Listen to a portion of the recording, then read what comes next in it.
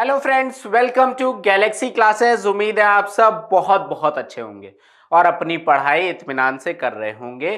कल की क्लास हमारी मिस हो गई थी, कुछ तबीयत नासाज थी, इस वजह से नहीं हुई, बट आज की क्लास एज इट इज चल रही है। ज़्यादा टाइम नहीं वेस्ट करेंगे, जो मैं बार बार कहता हूँ कि आपके टाइम के रिस्पेक्ट किया जाएगा इस क्लास में, तो बहुत ज़्यादा डायलॉग बाजी नहीं होगी, डायरेक्ट हम क्लास डिस्कस करेंगे। तो हियर हमारा आज का क्या है, 4 अगस्त का शिफ्ट 1 का पेपर है। देखते हैं क्या है हमारा paper. Here it is question number 1। बारी बारी से क्वेश्चन करेंगे, इन बिटवीन आपको कोई डाउट होगा आप बेशक से कमेंट सेक्शन में पूछ सकते हैं। पहला क्वेश्चन कह रहा है 100 संतरे 800 रुपए में खरीदे गए और 108 रुपए प्रति दर्जन की दर से बेचे गए, प्रतिशत लाभ क्या है। देखो बेटा, 100 संतरे 800 रुपए में खरीदे गए, मतलब एक संतरे की कीमत कितनी आ गई, डायरेक्ट लिख सकते हैं 8 रुपए, बोलो हाँ या ना। 100 संतरे 800 रुपए में, एक संतरा 8 रुपए का।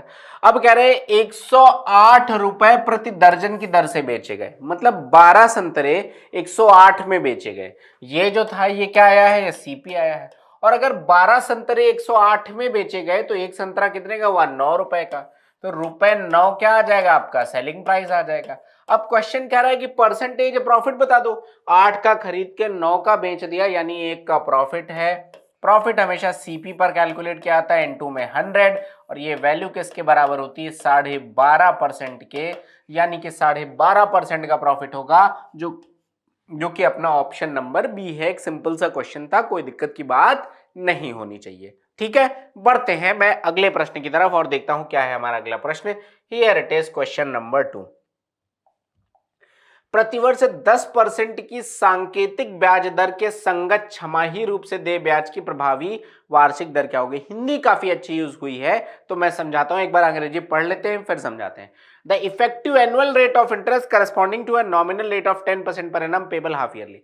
मतलब एक बार रेट ऑफ इंटरेस्ट है 10% पर एनम, मतलब 10% वार्षिक, राइट। और दोबारा कह रहा है अब इसको अगर छमाही गणना किया जाए तो कितना होगा।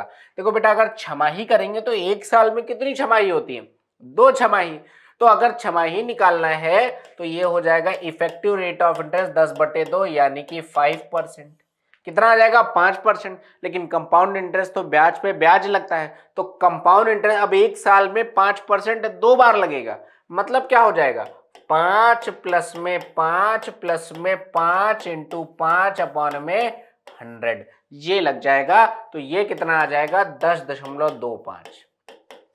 मतलब अगर आप एनुअली कैलकुलेट करोगे तो 10% फ्लैट मिलेगा, लेकिन आप हाफ ईयरली कैलकुलेट करोगे तो 10.25% आपको मिलेगा। बस इतनी सी बात है। अगर कोई दिक्कत है, कोई परेशानी है तो तुरंत पूछिए, अदरवाइज हम बढ़ते हैं अगले प्रश्न की तरफ। सिंपल सा क्वेश्चन है। मान लो 20% पर एनम हो तो हाफ ईयरली कितना हो जाएगा, 21%। कैसे, 20% एक साल में, हाफ ईयरली करोगे तो 10% लोगे, 10% प्लस 10% प्लस 10 इंटू 10/100, तो 1% और आ जाएगा। यही लॉजिक है। तो 10.25%, which is option number B, ये हमारे इस प्रश्न का उत्तर है। कोई डाउट, कोई दिक्कत, कोई परेशानी नहीं तो मैं बढ़ता हूं अगले क्वेश्चन में। Here it is question number 3। कारण क्या है, राम अपने मासिक वेतन का 30% भोजन पर खर्च करता है, शेष का 5वां हिस्सा घर के किराए पर खर्च करता है। यदि राम रुपए 7,000 प्रतिमाह बचाता है, जो भोजन और घर के किराए पर खर्च करने के बाद शेष राशि के 1/3 के बराबर है, तो उसका मासिक वेतन क्या है। This is the question, simple सा क्वेश्चन है। देखो ऐसे केस में हम क्या कर ले भाई, 100 मान लिया। अब 100 में देखो क्या कह रहा है, 30%, मतलब फूड पर उसका खर्चा कितना है, फूड पर उसका खर्चा 30% है। तो अब बता दो रिमेनिंग कितना है। तो रिमेनिंग आप कहोगे 70 है, बोलो हाँ या ना। रिमेनिंग कितना हो गया, 70। अब क्या कह रहा है, और शेष का 5वां हिस्सा रेंट पे खर्चा कर रहा है। 70 का 5वां हिस्सा मतलब इसका 1/5, ये 14 वो किस पे खर्च कर रहा है, वो रेंट पर खर्च कर रहा है। 14 किस पे खर्च कर रहा है, रेंट पर। ठीक है, अब देखो क्या कह रहा है। अब कह रहा है जो भोजन और घर के किराए पर खर्च करने के बाद शेष राशि का 1/3 के बराबर है, ये 7,000 रुपए। मतलब 7,000 रुपए हर महीने बचा रहा है, लेकिन ये किसके बराबर है, तो भोजन और किराए पर जो खर्च किया है उसके बाद जो बचा है उसके 1/3 के बराबर है। तो देखो भोजन और किराए पर टोटल कितना खर्चा हुआ है, 44। कितना खर्चा हुआ है, 44। बचा कितना, 100 में से 44 जाएगा, कितना बचा, 56 बचा, बोलो हाँ या ना। 100 में से 44 चला गया तो 44 से 50, 50, 100, 56 बचा। अब देख लो 56 का 1/3 तो 56/3 यूनिट, ये किसके बराबर है? क्वेश्चन कह रहा है भैया ये 7,000 के बराबर। देखो यही कह रहा है, मैं फिर से रिपीट कर दे रहा हूं। यदि राम 7,000 रुपए प्रतिमाह बचाता है, जो भोजन और घर के किराए पर खर्च करने के बाद शेष राशि का 1/3, तो भोजन और घर के किराए पर 44 खर्च किया, बचा 56, उसका 1/3 ये इसके बराबर है। तो यहां से अगर मैं 56 यूनिट की वैल्यू निकालूं तो ये आ जाएगा 21,000। बोलो हाँ या ना। और अब मुझे टोटल पैसा चाहिए, यही तो कह रहे हैं ना, उसका मासिक वेतन यानी 100 की वैल्यू चाहिए। तो 100 यूनिट की वैल्यू आ जाएगी 21,000 अपॉन में 56 इंटू में क्या आ जाएगा 100। अब मैं इसको सॉल्व कर लेता हूं। देखो ये वैल्यू किससे कट रही है? ये वैल्यू 4 से कट रही है 14, ये 4 से कट जाएगी 25। अब 7 3 जा 21, 0 0 0, 7 2 जा 14, ये कितना आ जाएगा 1500। तो आपका आंसर आ जाएगा 1500 इंटू में 25। तो 25 0 जा 0, 25 0 जा 0, 25 पंचे 125 का 5 कैरी ऑन 12, 25 से कम 25, 12 37। तो 37500 which is what? Option number D. 37,500 रुपए उसकी मासिक आय थी। सिंपल क्वेश्चन था। ऐसे हर क्वेश्चन में अगर बहुत ज्यादा आपके कॉम्प्लेक्स फ्रैक्शन में डेटा नहीं है, मतलब 12.5% लिखा हो, 16 सही 2/3% लिखा हो, उस केस में उनकी फ्रैक्शनल वैल्यू बनाते हैं, डिनोमिनेटर जो होते हैं उनका एलसीएम लेते हैं और एलसीएम की मल्टीपल कोई वैल्यू लेते हैं। ऐसे क्वेश्चन में जहां पर इंटीजर के फॉर्म में परसेंटेज क्लियर दे रखे हैं, 100 मान के करिए, क्वेश्चन बहुत आसानी से हो जाएगा। मैं बढ़ता हूं अगले प्रश्न की तरफ और देखते हैं क्या है हमारा क्वेश्चन नंबर 4। क्वेश्चन नंबर 4 दोस्त कहते हैं 18 सेंटीमीटर आधार और 21 सेंटीमीटर ऊंचाई वाले त्रिभुज का क्षेत्रफल क्या होगा? भाई दुनिया का कोई त्रिभुज हो उसका क्षेत्रफल 1/2 इंटू में आधार इंटू में ऊंचाई के बराबर ही होता है। 2 9 जा 18, 9 1 जा 9, 9 2 जा 18, 189 centimetre square. Option number B is the correct answer. यही हमारे इस प्रश्न का उत्तर है। कोई दिक्कत, कोई परेशानी तो आप तुरंत बताइए। ठीक है, बढ़ता हूं मैं अगले क्वेश्चन में। Here it is question number 5। अब देखो इस क्वेश्चन से जैसे प्यार ही हो गया था आयोग को, हर बार थर्ड प्रोपोर्शनेट, फोर्थ, मतलब इसमें भी बहुत बढ़िया बढ़िया क्वेश्चन बनते हैं, but they are not asking, ये सिंपल सिंपल क्वेश्चन पूछ रहे हैं। 10 और 15, 10 15 और 30 का चतुर्थानुपाती, मतलब 10 का 15 से जो रिलेशन है क्या है? 2:3। 30 का अपने चतुर्थानुपाती से वही होगा, तो 2 बराबर अगर 30 है तो 1 बराबर 15, 3 बराबर क्या आ जाएगा? 45 आ जाएगा। यही चतुर्थानुपाती है। बात खत्म हो गई। सिंपल सा क्वेश्चन है। 10/15 बराबर 30/x, सॉल्व कर लोगे वही आंसर आ जाएगा। तो इसमें कुछ ऐसा है नहीं, बहुत आसान क्वेश्चन था, तो मैं दोबारा इसको रिपीट भी नहीं कर रहा हूं क्योंकि ना जाने कितनी बार हम इसको सॉल्व कर चुके हैं। अगला क्वेश्चन कहते हैं साहब 7,600 की राशि साधारण ब्याज पर 2 वर्ष में 7,980 हो जाती है। यदि ब्याज दर में 5% की वृद्धि की जाती है तो यह राशि कितनी हो जाएगी? बढ़िया क्वेश्चन है। देखो देखो बेटा, 7600 7,980 हो गया।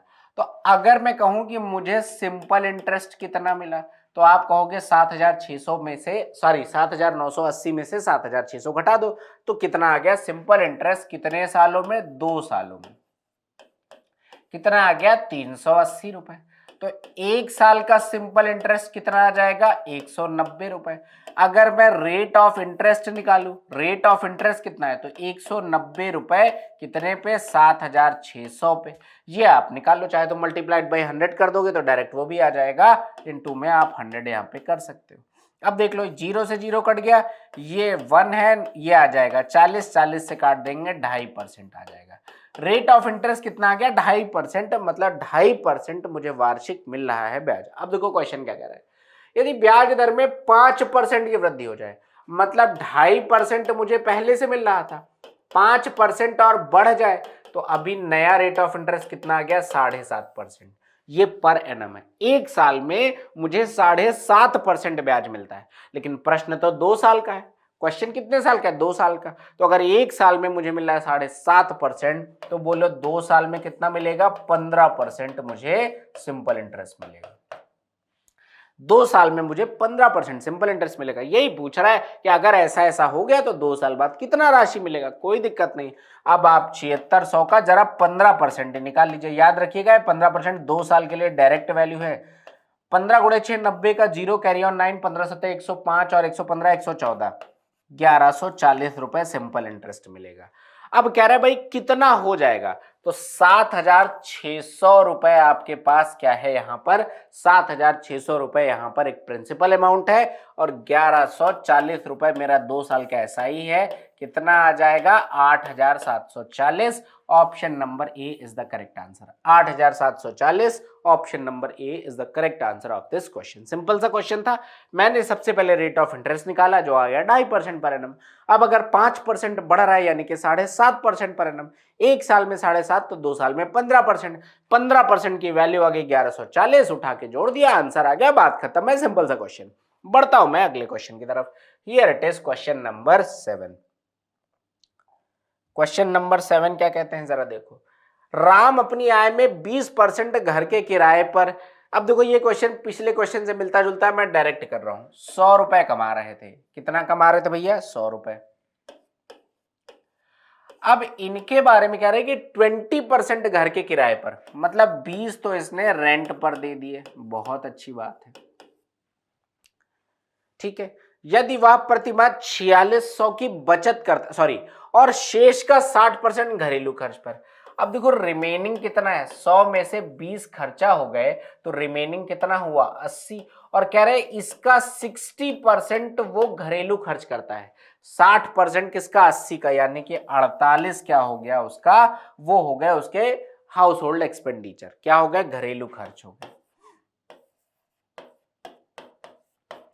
ये आ गया घरेलू खर्च। ये सब लिखने की खैर जरूरत है नहीं। अब कह रहे हैं प्रतिमाह 4600 की बचत करता है। सबसे पहले देखो खर्चा कितना हुआ, 20 यहां पर हो गए और 48 यहां पर हो गए, तो 48 प्लस 20 कितना आ जाएगा, 68। 68, अगर वो 100 कमा रहा है तो 68 यूनिट तो वो खर्चा कर दे रहा है, तो बचाया कितना, बचाया उसने 100 माइनस में 68 यानी कि 32 यूनिट इसने बचाया हुआ है। अब अगर 32 यूनिट बचाया हुआ है तो इस 32 यूनिट की वैल्यू किसके बराबर है, 4600 के बराबर है। तो प्रतिमाह कुल यानी कि 100 की वैल्यू चाहिए, तो 100 की वैल्यू कितनी आ जाएगी, 4600 अपॉन में 32 इंटू में 100। 4 से काट दीजिए, 4 8 32, 4 एकम 4, 4 एकम 4, 4 पंचे 20, 1150 आ जाएगा। फिर आप 4 से काट दीजिए 2, ये आ जाएगा कितना, 25। तो वैल्यू कितनी बनेगी, 2 से फिर काट दीजिए तो 2 5 10 और बचेगा 1, 2 7 14, 2 5 10 इंटू में 25, ये आ जाएगा। 25 पंचे 125 का 5, कैरी ऑन 12, ठीक है। 25 सत्ते 175, 12 187 का 7, 187 का क्या आ जाएगा, 7 और कैरी ऑन 187 का 7 और कैरी ऑन 18, 25 गुणे 5 125 और 18 125 135 143, 14375। ऑप्शन नंबर ए यही उसकी प्रतिमाह आय है। तो सिंपल क्वेश्चन था, इसमें आई डोंट थिंक रिपीट करने की जरूरत होगी। भाई इतना 20 यहाँ पर खर्च किया, बचे हुए का 60% यहाँ पर खर्च किया, टोटल खर्चा आ गया 68, तो बचाया कितना 32, वो बराबर है 4600 के, तो 100 की वैल्यू निकालनी है, आंसर आ गया है, क्वेश्चन फिनिश है। राइट, अगले क्वेश्चन में बढ़ते हैं, चूंकि ये क्वेश्चन था बेहद आसान। अगला क्वेश्चन देखने में तो थोड़ा सा बड़ा है, देखते हैं क्या है क्वेश्चन। किसी कॉर्पोरेट घराने में एक कार्यालय में सभी कर्मियों का औसत वेतन जो है वो 6,000 रुपए है। इसमें अधिकारियों का औसत वेतन 15,000 और शेष कर्मियों का औसत वेतन 5,000 है। कर्मियों की कुल संख्या 300 है तो अधिकारियों की संख्या, ऐसा क्वेश्चन मैंने पहले भी किसी शिफ्ट में कराया था, सीधा सीधा एलिगेशन का क्वेश्चन है। भाई एक तरफ अधिकारी है, एक तरफ ऑफिसर है और ऑफिसर का जो औसत वेतन है वो कितना है, 15,000 रुपए। दूसरी तरफ कर्मचारी है जिनका औसत वेतन कितना है, 5,000 रुपीज। और जब ये कह रहे हैं कि सभी कर्मियों का औसत वेतन 6,000, मतलब ऑफिसर प्लस जो अदर वर्कर्स है उनका औसत वेतन मिलाकर कितना है, तो दिस इज 6,000। अब आप लगा दीजिए एलिगेशन, 15,000 में से 6,000 जाएगा, कितना आ जाएगा आपके पास, 9,000, और 6,000 में से 5,000 जाएगा, कितना आ जाएगा, 1,000। रेशियो आ जाएगा 1:9, मतलब 1:9 अधिकारी और कर्मचारियों की संख्या का अनुपात है। यहां तक बात क्लियर। अब देखो टोटल क्या रहे, 300 लोग हैं, तो अब ये टोटल यहां पर ये कितने, 9 1 10, तो ये 10 बराबर अगर 300 के है तो अधिकारियों की संख्या यानी 1 बराबर किसके आ जाएगी, 30 के आ जाएगी, 1 बराबर 30, यानी कि option number A is the correct answer. 1 बराबर 30 यानी ऑप्शन नंबर ए हमारा सही उत्तर है। कोई दिक्कत कोई परेशानी है तो तुरंत बोलिए, और अगर डाउट है तो पूछिए। आई होप क्लियर होगा, कोई डाउट नहीं होगा, सिंपल सा प्रश्न था। मैं बढ़ता हूं अगले प्रश्न की तरफ और देखते हैं क्या है हमारा अगला question. Here it is question number 9। यदि एक व्यक्ति 3 समान दूरियों को 20 किलोमीटर प्रति घंटे, 30 किलोमीटर प्रति घंटे और 10 किलोमीटर प्रति घंटे की चाल से तय करता है तो पूरी यात्रा की औसत चाल ज्ञात कीजिए। ये ऐसा भी एक क्वेश्चन बताया, इसको करने के दो तरीके मैंने बताए थे, तो अब मैं डायरेक्ट बताऊंगा क्योंकि मैंने प्रीवियसली इसका बेसिक मेथड बता दिया था। जब भी ऐसा कोई क्वेश्चन आ जाए स्पीड का जहां पर बराबर दूरियां तय की जा रही हैं, ध्यान रखिएगा मैं कह रहा हूं बराबर दूरियां तय की जा रही है, तो आप डायरेक्ट इसको ऐसे कर सकते हो। एक चाल थी 20 किलोमीटर पर आवर, एक चाल थी 30 किलोमीटर पर आवर और एक चाल थी 10 किलोमीटर पर आवर। अगर मैं एलसीएम निकालूंगा तो ये कितना आ जाएगा 60, ये कितना आ जाएगा 3, ये आ जाएगा 2, ये आ जाएगा आपके पास 6। अब देखो बेटा, 3 बराबर दूरियां कह रहा है ना, 3 समान दूरियां, ये जो दूरी आती है ये एक बार की आ रही है। अगर 2 होती तो मैं इसका 2 गुना ले लेता, अब 3 है तो मैं इसका 3 गुना ले लूंगा। मतलब अगर मुझे टोटल डिस्टेंस यहां से निकालनी है, टोटल डिस्टेंस, तो टोटल डिस्टेंस कितनी आ जाएगी 180, कितनी आ जाएगी 180 और अपॉन में यहां पर 3, ये टाइम आ जाएगा आपका कि भाई डिस्टेंस अगर 60 है, एक व्यक्ति 60 किलोमीटर की डिस्टेंस चल रहा है, तो 20 की चाल है 60 के डिस्टेंस है तो टाइम कितना लगा 3 घंटे, 30 की चाल है 60 के डिस्टेंस है टाइम लग रहा है 2 घंटे, 10 की चाल है 60 किलोमीटर डिस्टेंस, टाइम कितना लग रहा है 6 घंटे, तो टोटल टाइम कितना हो गया 11। 180/11 इज द आंसर। 11 1 जा 11 बचेगा कितना 7, मतलब 70। 11 6 जा 66 बचेगा कितना 4, 40। 11 3 जा 33, 11 6 जा 16.36 किलोमीटर पर आवर। ये हमारे इस क्वेश्चन का आंसर है। याद रखिएगा ये तरीका तभी लगता है जब दूरियां बराबर हो और ये क्वेश्चन खूब आता है, तो याद रखिएगा। बाकी हम डायरेक्ट यहां पे कर सकते, कुछ भी ऐसा नहीं था। 16.36 किलोमीटर प्रति घंटा is the average speed, right. बढ़ता हूं मैं अगले क्वेश्चन में, देखते हैं क्या है अपने पास। क्वेश्चन नंबर 10, क्वेश्चन नंबर 10 रहा, ये काफी बड़ा सा क्वेश्चन दिख रहा है। क्या कहते हैं, नेहा प्लास्टिक लंच बॉक्स बनाने का कार्य कर रही है। उसे कुछ बॉक्स बनाने में प्रोजेक्ट मिला जिसमें से उसने 30 दिन में प्रोजेक्ट का 15/23 भाग पूरा किया। उसे कंपनी का पूरा प्रोजेक्ट कितने दिनों में पूरा होगा। अब देखो कई बारी बच्चे ऐसे क्वेश्चन को ऐसे करेंगे, 15/23 भाग हुआ 30 दिन में तो एक भाग कितने में होगा, इस तरीके से करेंगे। करने की जरूरत नहीं है। जब भी कभी मान लो किसी क्वेश्चन में सिंगल फ्रैक्शन है जैसे ए अपॉन में, तो आप इसको टोटल मान लो। मतलब क्या है कि देखो प्रोजेक्ट का 15/23 भाग पूरा कर लिया, तो मैं टोटल वर्क यहां पे कितना मान लूंगा, मैं टोटल वर्क यहां पर 23 मान लूंगा। ये आपके कैलकुलेशन को बहुत आसान कर देंगे। टोटल वर्क हो गया 23, अब 23 का 15/23 यानी कि 15 भाग, 15 भाग उसने कितने दिनों में पूरा किया है, तो 15 भाग उसका पूरा हुआ है कितने दिनों में, तो क्वेश्चन कह रहा है साहब 30 डेज में 15 भाग पूरा हो गया।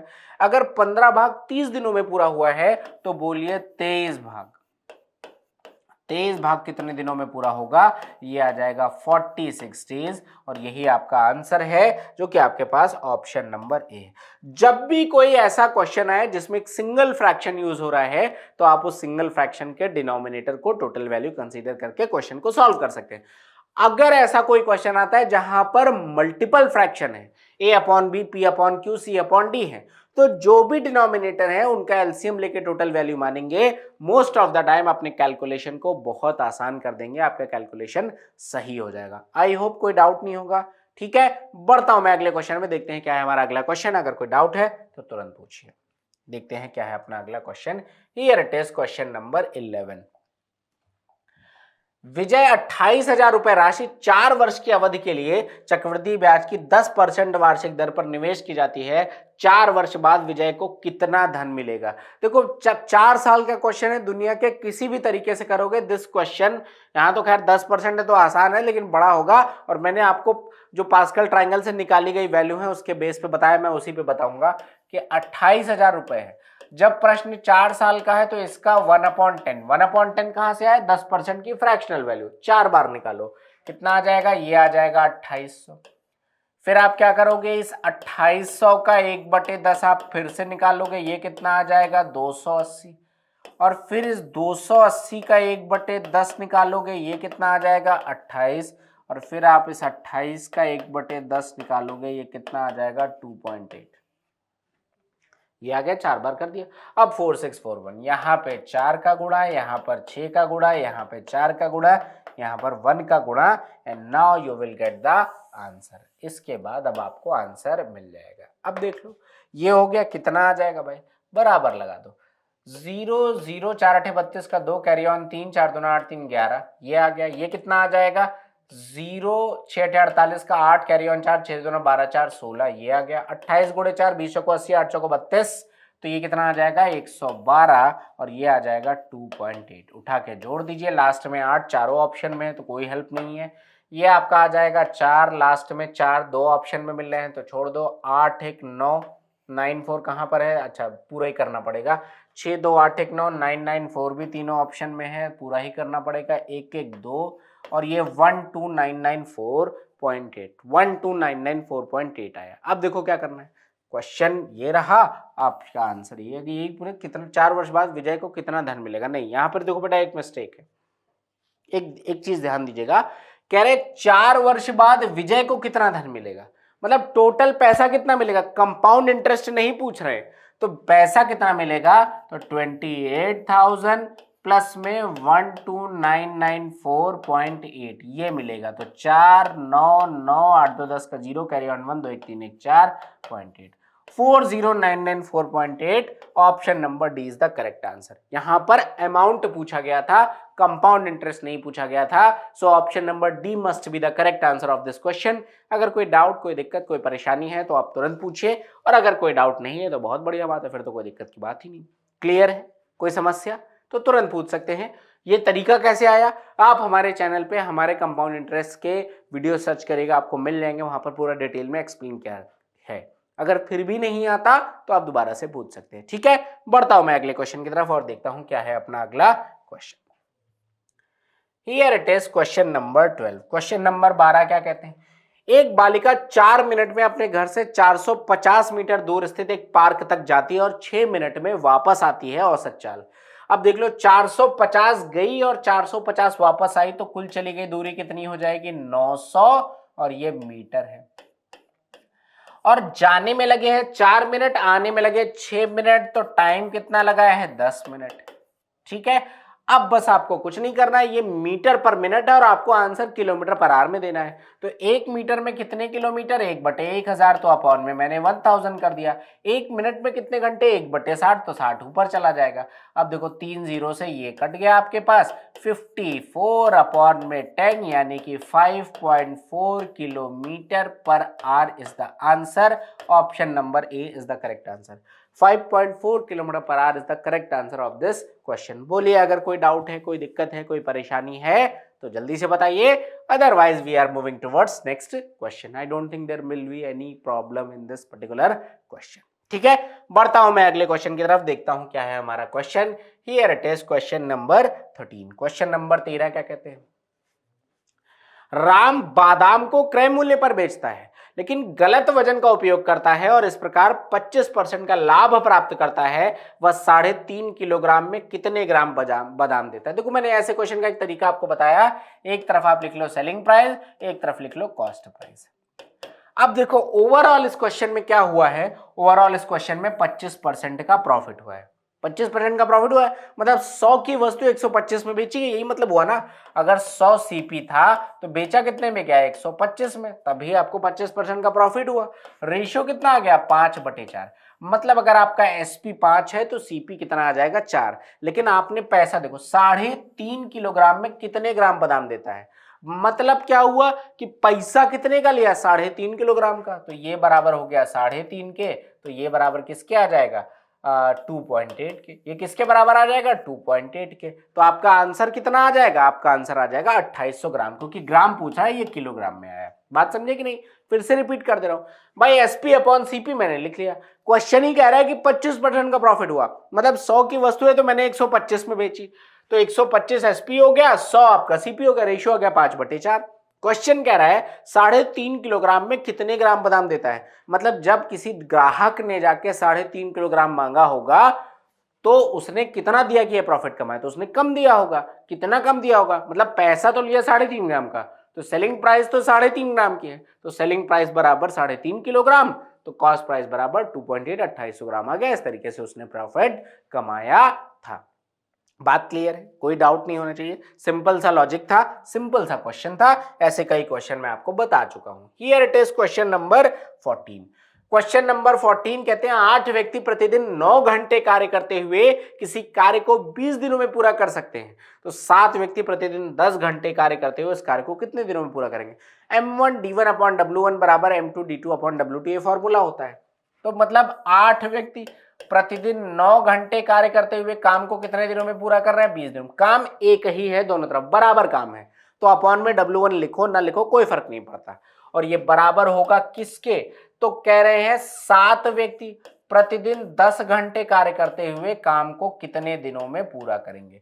तो n की वैल्यू मुझे निकालनी है, ये तो आ गया आपके पास 2, 8 9 72 दूना 144 बटे में 7 ही आ जाएगा, 20 सही 4 बटे 7 यही आपका आंसर आएगा। कितने दिनों में पूरा करेंगे, 20 सही 4 बटे 7, जो कि अपने पास ऑप्शन नंबर डी है। 20 सही 4 बटे 7 दिनों में ये काम इस तरीके से पूरा हो जाएगा। कोई दिक्कत है, कोई परेशानी है तुरंत पूछिए, अदरवाइज हम बढ़ते हैं दोस्त अगले प्रश्न की तरफ। अगर कोई डाउट है तो तुरंत पूछिए, ठीक है। बढ़ता हूं मैं अगला question, here it is question number 15। Question number 15 क्या कहते हैं, प्रदीप एक काम को 16 दिनों में पूरा कर सकता है। उसने 4 दिनों तक काम किया, फिर काम छोड़ दिया। उसके बाद सोहन ने शेष काम को 8 दिनों में पूरा किया। प्रदीप और सोहन मिलकर उस काम को कितने दिनों में करेंगे। देखो भैया, पहले भैया है यहाँ पे प्रदीप। अब देखो प्रदीप के बारे में मैंने एक एजम्पशन लिया है कि ये एक दिन में 1 डे में कितना काम करते हैं, 1 यूनिट काम करते हैं। एक दिन में 1 यूनिट काम करते हैं, ठीक है। तो 16 दिनों में पूरा काम इन्होंने पूरा किया है। तो अगर मैं टोटल वर्क निकालूं तो एक दिन में 1 यूनिट काम करते हैं, 16 दिन में कितना काम करेंगे, 16 यूनिट काम करेंगे। 16 दिन में 16 यूनिट काम करेंगे। अब देखो क्या करा है, इसने 4 दिनों तक काम किया।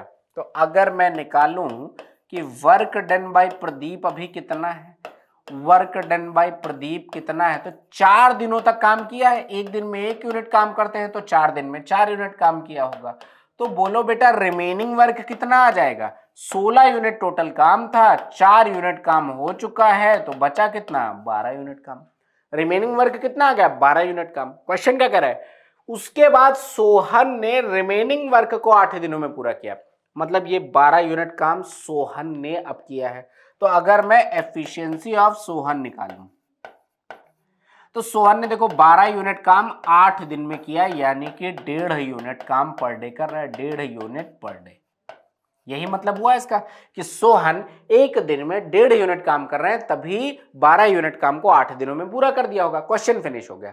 अब देख लो, अब क्या है, प्रदीप की एफिशिएंसी एक दिन में 1 यूनिट है, सोहन की एफिशिएंसी एक दिन में 1.5 यूनिट है। तो अगर मैं प्रदीप और सोहन दोनों की एफिशिएंसी की बात करूं, अगर मैं प्रदीप प्लस सोहन दोनों की एफिशिएंसी की बात करूंगा तो 1 प्लस में 1.5 यानी कि 2.5 यूनिट पर डे। कितना आ जाएगा, 2.5 यूनिट पर डे। ये प्रदीप और सोहन की कंबाइंड एफिशिएंसी आ जाएगी। और अगर ये कंबाइंड एफिशिएंसी आ गई तो कह रहे भैया दोनों मिलकर काम को पूरा कितने दिनों में करेंगे। क्वेश्चन सिंपल हो गया, काम कितना है 16, दोनों मिलकर एक दिन में कितना करते हैं 2.5, कितना दिन लगेगा, ये काट दीजिए, 5 से काटोगे 32, 5 से काटोगे 5, ये आ जाएगा 6 सही 2/5 दिन। Option number B is the correct answer. समझ गए कि नहीं। ऐसा कोई भी क्वेश्चन आप यहाँ पर कुछ भी मान सकते हो, वो एक दिन में 2 यूनिट काम करे, एक दिन में 3 यूनिट काम करे, इससे कोई फर्क नहीं पड़ेगा, क्योंकि उसी के अकॉर्डिंग टोटल वर्क बढ़ेगा, सेम रेशियो में आंसर आपका सेम ही आएगा। तो सिंपल सा क्वेश्चन था। मैंने मान लिया कि प्रदीप एक दिन में 1 यूनिट काम कर रहा है, 16 दिनों में 16 यूनिट काम करेगा, टोटल काम 16 हो गया। 4 काम वो कर चुका है, काम बचा 12, उसको किया गया 8 दिनों में, 1 दिन की यूनिट हो गई। एक दिन में किया गया काम 1.5 यूनिट हो गया, जो सोहन की एफिशिएंसी आ गई। सोहन और प्रदीप की 2.5 आ गई, डिवाइड कर दिया, आंसर आ गया। तो इस तरीके से हमारे इस प्रश्न का उत्तर था। अगला क्वेश्चन देखते हैं, क्वेश्चन नंबर 16। चाय और कॉफी की कीमतों का अनुपात 3:5 है। तो एक तरफ है अपने पास टी और दूसरी तरफ है अपने पास कॉफी। इनके प्राइस का रेशियो आपको दे रखा है कितना, 3:5। ये इनकी कीमतों का अनुपात है। एक परिवार द्वारा खपत की गई उनकी मात्रा का अनुपात 5:7 है। तो क्वांटिटी, या इसको मैं कंजम्पशन लिखता हूं, कंजम्पशन। मतलब मैं डायरेक्ट भी आंसर आपको बता सकता हूं, लेकिन मैं जानबूझ के लिख रहा हूं। ये कितना है, 5:7। तो कह रहे हैं इन पे खर्चे का, एक्सपेंडिचर का रेशियो।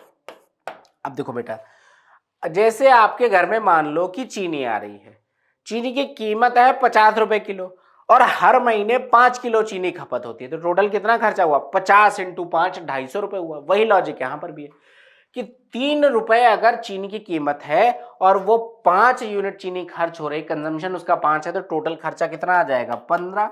सिमिलरली इनका 5 सते 35, तो इनके खर्चे का अनुपात 15:35 होगा, जिसको 5 3 जा 15, 5 7 जा 35, 3:7 इनके खर्चों का अनुपात होगा। अनुपात इनके व्यय खर्चा ही हो गया, तो 3:7। Option number C is the correct answer of this question. बोलिए अगर कोई डाउट है, कोई दिक्कत, कोई परेशानी है तो पूछिए, अदरवाइज मैं बढ़ता हूं अगले क्वेश्चन में। सिंपल सा क्वेश्चन है, कोई दिक्कत की बात यहाँ पे नहीं होनी चाहिए। ठीक है, बढ़ता हूं मैं अगले क्वेश्चन में। Here it is question number 17। क्या कहते हैं भाई? प्रवीण स्टॉक को जल्द से जल्द बेचने के लिए सभी कपड़ों पर 10% की छूट दे रहा है। उसका एक दोस्त विजय दुकानदार पर आया और उसने एक कोट खरीदा। अपनी दोस्ती के कारण प्रवीण ने विजय को अतिरिक्त 6% की छूट दी। यदि विजय ने 7,614 रुपए का भुगतान किया तो कोट की कीमत कितनी है? सिंपल सा क्वेश्चन है, देख लो। वही successive discount concept of remaining हम यहाँ पे लगाएंगे। क्या कीमत थी मुझे नहीं पता थी, तो कॉस्ट मैंने मान लिया कि x थी। अब देखो बेटा, अगर 10% की छूट दी जा रही है तो मतलब 90% पे बेचा जाएगा, मतलब बचा कितना? 9/10। और चूंकि उनका खास दोस्त आया था तो प्रवीण ने विजय को अतिरिक्त 6% की छूट दे दी। तो अगर 6% की छूट देगा मतलब 94% पे बेचेगा, तो 94/100 का मतलब मैं लिख सकता हूं 47/50। इतने में बेचा है, जो किसके बराबर है? 7,614 के। देखो 4 1 5 6 5 11 7 18, 9 से कट रहा है तो काट दीजिए। 9 8 जा 72, बचेगा कितना? 4। 9 4 जा 36, 9 6 जा 54, ये बन जाएगा। 47 से वैल्यू कटनी चाहिए, या डेसिमल में जा रही होगी तो भी यहां से हो सकता है। चलो चेक करते हैं। 47 1 जा 47, तो 47 57 67 77 7 84, 37 बच रहा है। ठीक है, तो 376, 8 सते 56 का 6 कैरी ऑन 5 8 को 32 और 5 37, 8 बार जाएगा। ये आ जाएगा 47 से काटा 18 टाइम्स जाएगा, तो x की वैल्यू कितनी आ जाएगी? 18 इंटू में 500, ये कितना आ जाएगा? 18 पंचे 90 और 00, यानी कि कोट की कीमत कितनी थी? 9,000 रुपए थी। सीधा सीधा कंसेप्ट ऑफ रिमेनिंग लगाया भाई। 10% का डिस्काउंट है तो 90% में बेचा गया होगा, विच इज 9/10। 6% का डिस्काउंट है तो 94% पे बेचा गया होगा। 94/100 को 47/50 लिखा, काट पीट के आंसर निकाल दिया। बस इतना सा था क्वेश्चन। कोई डाउट हो तुरंत पूछिए। अगला क्वेश्चन देखते हैं, क्वेश्चन नंबर 18। कह रहे दो ट्रेनों की लंबाइयों का अनुपात दे रखा है L1:L2, मतलब L1:L2, ये लंबाइयों का अनुपात है 7:5। और क्या करें, उनकी चालों का अनुपात मतलब S1:S2 दे रखा है 9:7।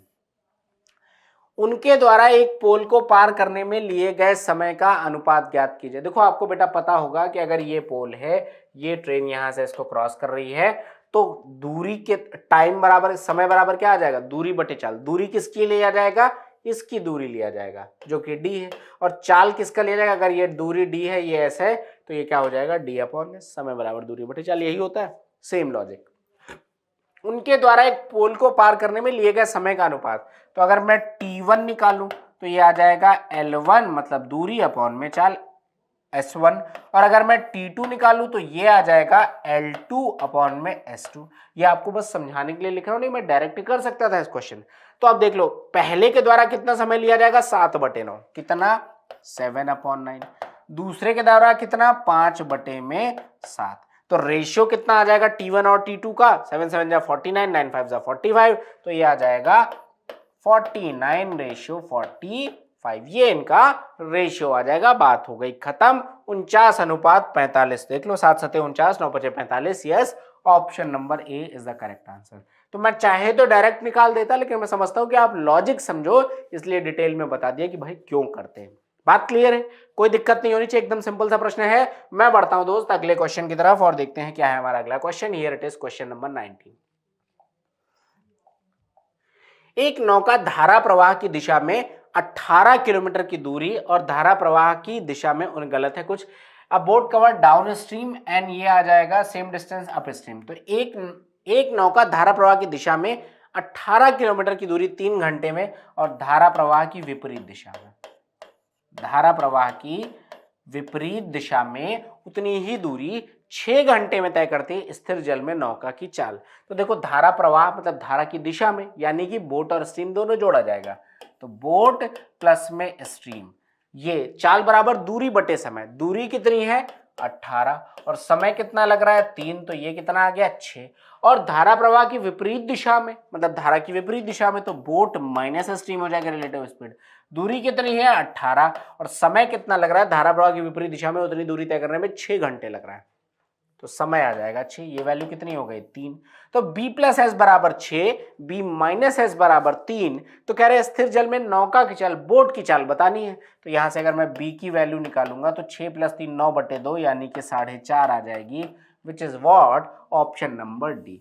ऑप्शन नंबर डी हमारे इस प्रश्न का सही उत्तर है। एकदम सिंपल सा क्वेश्चन था, कोई दिक्कत की बात नहीं होनी चाहिए, एकदम आसान सा प्रश्न था। बढ़ता हूं मैं अगले क्वेश्चन में। देखो पेपर में कोई दम नहीं है, बहुत आसान पेपर है। वह सबसे बड़ी संख्या ज्ञात कीजिए जो 8, 12, 20 और 24 को पूर्णतः विभाजित करती है। मतलब इनका एचसीएफ बताना है, यही मतलब हुआ। कॉमन सेंस भी देख लो, इनमें से कौन सा ऐसा ऑप्शन है जो सबको काट दे। 8 से बड़ा तो हो ही नहीं सकता, क्योंकि अगर 8 से बड़ी संख्या आप ले लोगे तो वो तो काटेगी नहीं। क्या 6 8 को काटता है? नहीं काटता, ये भी नहीं होगा। 8 क्या 12 को काटता है? नहीं है, यही आंसर है। देख लो 4 8 को भी काट रहा है, 12 को भी काट रहा है, 20 को भी काट रहा है, 24 को भी काट रहा है। और वही आपको समझ में आ रहा है कि एचसीएफ भी है। 4 into 2, 4 into 3, 4 into 5, 4 into 6।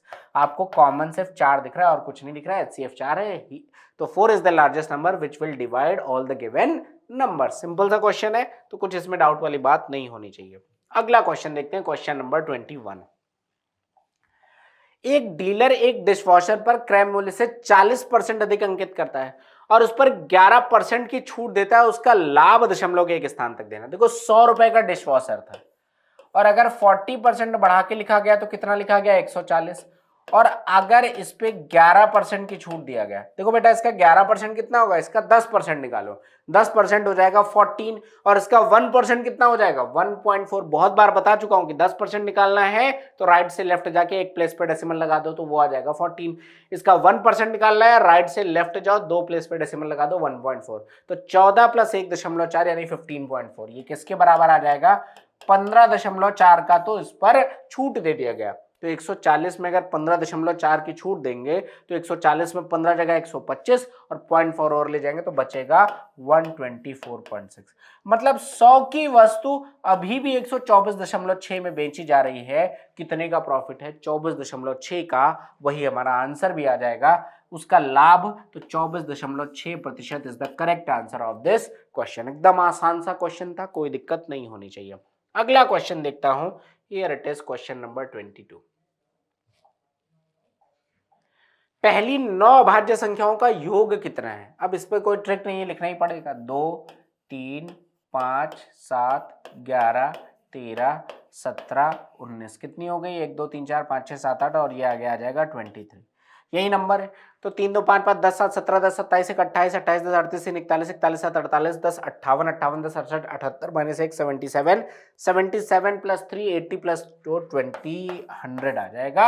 Option number A is the correct answer. उठा के जोड़ देना था, कोई ट्रिक नहीं थी। अभाज्य संख्याएं जितनी थी वो लिख देना था। आपको मैं कई बार बता चुका हूं 1 से 50 तक 15 अभाज्य संख्याएं होती हैं और 50 से लेकर 100 तक 10 अभाज्य संख्याएं होती हैं। 1 से 100 तक टोटल 25 अभाज्य संख्याएं होती हैं। कई बार पूछा गया ये फैक्ट। ठीक है, बढ़ता हूं मैं अगले क्वेश्चन में। Here it is question number 23। 12 centimetre त्रिज्या वाले एक धात्विक ठोस अर्धगोले को पिघलाकर 2 सेंटीमीटर त्रिज्या के गोले में ढाला जाता है। इस प्रकार बनने वाले गोलों की संख्या ज्ञात कीजिए। ध्यान से देना, क्वेश्चन बढ़िया है। देखो कह रहा है 12 सेंटीमीटर त्रिज्या वाले एक धात्विक ठोस अर्धगोले को, ठोस अर्धगोला मतलब 2, इसका वॉल्यूम क्या होगा 2/3 पाई r³ का मतलब 12 × में 12 × में 12 2/3 पाई r³। ये वैल्यू आ गई, बात क्लियर है। ये बराबर होगा, किसके बराबर होगा, कह रहे हैं कि इसको पिघलाकर 2 सेंटीमीटर त्रिज्या वाले गोले में ढाला जाता है, मतलब इसको स्फीयर बनाया जा रहा है। तो कितना आ जाएगा 4/3 और पाई × में 2 × में 2 × में 2, ये आ जाएगा। जब भी एक चीज को पिघलाकर दूसरी वस्तु बनाई जाती है तो दोनों के वॉल्यूम होते हैं हमेशा बराबर। अगर बराबर होते हैं तो आप उठा के इनको बराबर कर दीजिए। अब कह रहे कितने गोलों की संख्या बनेगी, तो मान लो n गोले बनेंगे तो इनटू में n कर दीजिए। अब सॉल्व करते हैं। देखो 3 से 3 कट गया, पाई से पाई कट गया, 2 से आपने 2 यहाँ पे काट दिया। अब देख लो कितना आ जाएगा, 2 से काट दो ये 6 बार आ जाएगा, 2 से काट दो ये 6 बार आ जाएगा, 2 से काट दो ये 6 बार आ जाएगा, 2 से काट दो ये 3 आ जाएगा। 6 गुणे 6 36 गुणे 3 108, मतलब 108 गोले बनेंगे। Option number D is the correct answer. ध्यान देना, यहाँ पर एक गलती आप क्या करोगे, क्वेश्चन में साफ साफ लिखा अ मेटेलिक सॉलिड हेमिस्फीयर, मतलब 2/3 पाई आर क्यूब, इसको पिघलाया गया है और इससे स्फीयर बनाया गया है, मतलब 4/3 पाई आर क्यूब। राइट, बस इस बात का ध्यान देना, बाकी कुछ नहीं है। 108 हमारा आंसर आ जाएगा। एकदम सिंपल सा प्रश्न था। बढ़ता हूं मैं अगले प्रश्न की तरफ और देखता हूं क्या है हमारा अगला प्रश्न। Here it is question number 24।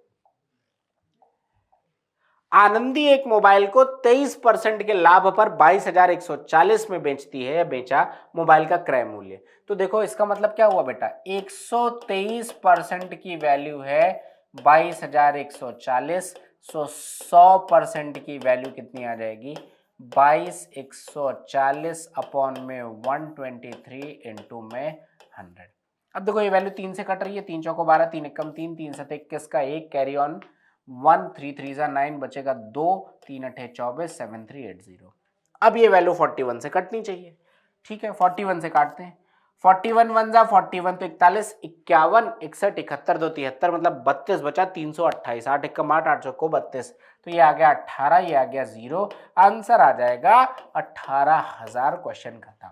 एकदम सिंपल सा क्वेश्चन था कि भैया 23% के लाभ पर 22,140 में बेची गई, मतलब ये 123% के बराबर होगा, तो 100% की वैल्यू कितनी आएगी, आंसर आ गया, बात खत्म हो गई। 18,000 is the correct answer of this question. और इसी के साथ हम पहुंच गए हैं क्वेश्चन नंबर 25 की तरफ, जो कि है बेहद आसान, बिल्कुल आसानी क्वेश्चन है। क्या कहते हैं, मतदाताओं के मत डालने के लिए 2 चुनाव चिन्ह उपलब्ध है, कार और छाता। चुनाव का माहौल चल रहा है, चुनाव आ चुके हैं, अब सबको पता ही है। छाता को 2412 मत मिले, जो कार के मतों का 120% थे, कुल कितने मत डाले गए। सिंपल सा क्वेश्चन है। छाता को 2412 मत मिले, जो कार के मतों का 120% थे, तो मतलब कार के मत का 120% बराबर 2412 है,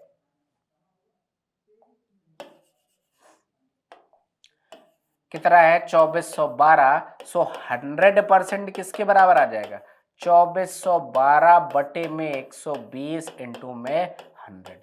अब मैं ये वैल्यू देखो 12 से कट रही है, 10 बार चला जाएगा, 12 दूना 24, 0 12 एकम 12, यहां से ये कट गया 2010, मतलब यहां पर छाता को 2400 मत मिले जो कार के मत होगा, तो कार के मत कितने आ गए, कार के मत आ गए आपके पास 2010। कह रहे कुल कितने मत मिले, तो देखो 2412 मिले हैं छाता को, कार को मिले हैं 2010, कितना आ जाएगा 2244, 4422। Option number D is the correct answer. तो सिंपल सा ही क्वेश्चन था। तो इसी के साथ दोस्तों हमारे पूरे 25 क्वेश्चन हो गए फिनिश। अब क्या है, आगे की तो हम सारी शिफ्टें करेंगे ही। अब आपको मिलने वाला है होली का हॉलीडे। तो होली का हॉलीडे में संडे मंडे आपकी क्लासेस रहेंगी बंद, राइट। तो अब संडे मंडे 24 25 26 से 3 दिन आपकी क्लासेस रहेंगी बंद, और उसके बाद classes as per schedule resume रहेंगे। तब तक आप लोगों को पढ़ते रहना है। जो पेपर मैंने कराए हैं ड्राइव लिंक बनवा के इन सारे पेपर्स को मैं डलवा दूंगा, आप उनको सॉल्व करिए। कोई डाउट हो तो पूछिए। अगर आपको किसी टॉपिक में डाउट है, कि आपको परसेंटेज में डाउट है, आपको सीआई में डाउट है, आप वो टॉपिक कमेंट सेक्शन में लिख सकते हैं। मैं उन टॉपिक की detailed class along with 100-150 question का डिस्कशन, वो भी मैं बहुत डिटेल में लूंगा। आप बने रहिए, डिटेल में पढ़िए, बहुत आराम से चीजें आपको कराई जाएंगे। तो wishing you all a very happy Holi. और एक बात और कहूंगा दोस्त, कि अगली होली अपने पैसे पे मनाइएगा, एक रोजगार वाली होली मनाइएगा, ताकि जब जो खुद के पैसा खर्च करने की खुशी है वो एक अलग ही होती है। अभी शायद आप लोग पिताजी माताजी के पैसे खर्च कर रहे होंगे। तो पढ़िए, हड्डियां गला दीजिए और जम के पढ़िए। सिलेक्शन निश्चित होगा, 2024 में होगा। जो सपोर्ट आपको चाहिए हमारी तरफ से आप हमको बताइए, हम डेफिनेटली कोशिश करेंगे कि आपको वो सारे सपोर्ट प्रोवाइड करें। पढ़ना आपको है, रिसोर्सेज हम आपको प्रोवाइड करेंगे। मिलते हैं होली के बाद, आगे की सारी शिफ्ट के डिस्कशन को डिटेल में हम डिस्कस करेंगे। और बाकी जैसा मैंने बताया, आपको और कोई रिक्वायरमेंट है, कोई टॉपिक में डाउट है, किसी भी सब्जेक्ट में कोई डाउट है, आप हमसे कनेक्ट कर सकते हैं। तो wishing you all once again a very very happy Holi. Thank you.